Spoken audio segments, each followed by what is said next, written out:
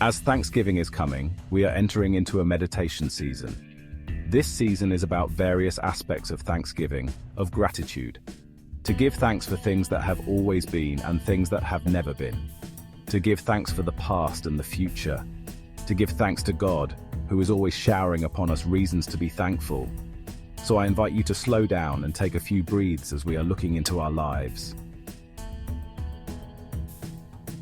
Dinner at a new restaurant, seeing old friends, getting my slippers out of storage. I have given thanks for each of these things in recent days, and each has been something new, a change from an earlier condition or a recent addition to the world at large. Now, I don't know about you, but for me, giving thanks for new things or for things that have recently changed takes up most of gratitude time. The new things jump out at us. They vie for our attention. The things that have always been there remain in the background, quietly making our lives comfortable or joyful or meaningful.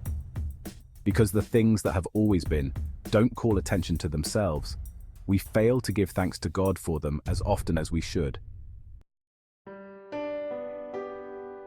For the next few moments, I invite you to think of something that you can't remember doing without.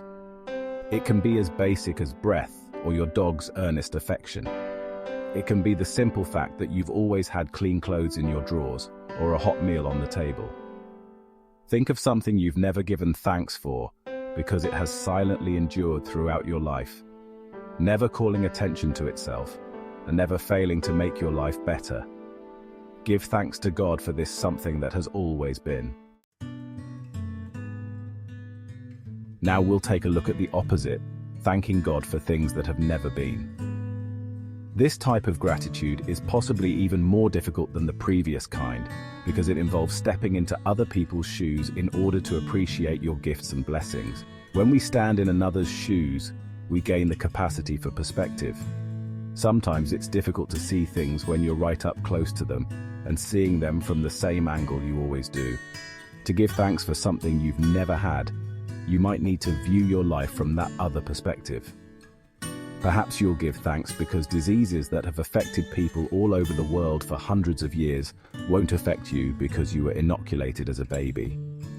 Perhaps you'll give thanks because you've never known a time when your stomach was so empty for so long that you forgot how to be hungry. Perhaps you'll give thanks because every time you slept outside in your life, you did so because you chose to, and you always had s'mores as the campfire died down. For the next few moments, I invite you to think of something you've never experienced, something you don't want to experience because it is unhealthy or degrading or worse. Now thank God that this thing has never happened to you. But don't stop there. Recognize that the thing that has never been always is happening somewhere in the world, maybe next door, or a few blocks away, or across an ocean. How can you help make that thing change from an always is to a never again? Sometimes, blessings are hidden within moments of our past that sure didn't seem like blessings at the time. When we were living through those times, we never expected to give thanks for them one day.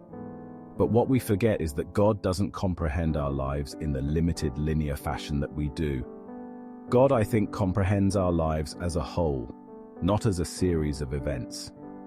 We view our lives as though flipping through the pages of a magazine, one to the next. God sees our lives as collages in which all the pages are pasted together. So for the next few moments, I invite you to give thanks for something in your past that didn't seem like a cause for gratitude at the time. Reflect on how this event fits into the overarching narrative of your life. What did you learn from it? How did God support you as you went through it? What do you know now that God knew then? When we take the long view of events in our pasts, we find the ability to thank God for difficult and challenging times that have led our lives in directions we never imagined. This sort of gratitude accomplishes more than simple thanks to God.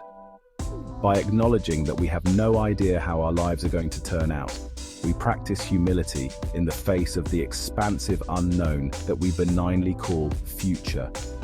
So for our final few moments, I invite you to give thanks for the vast expanse of possibility the future holds. This sort of thanksgiving is the birthplace of hope, which is the willing expectation that the boundaries of possibility are far wider than we perceive. So give thanks to God for possibility, for newness, for adventure, and then take a step with God into the untamed wilderness that is tomorrow, knowing all the while that God has already explored this jungle and will lead you through.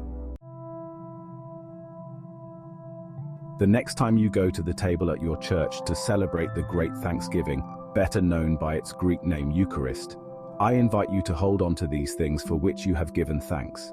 As you receive the presence of Christ in the bread and wine, offer your thanksgivings back to God, and in the exchange, know that God is always and forever giving thanks for you.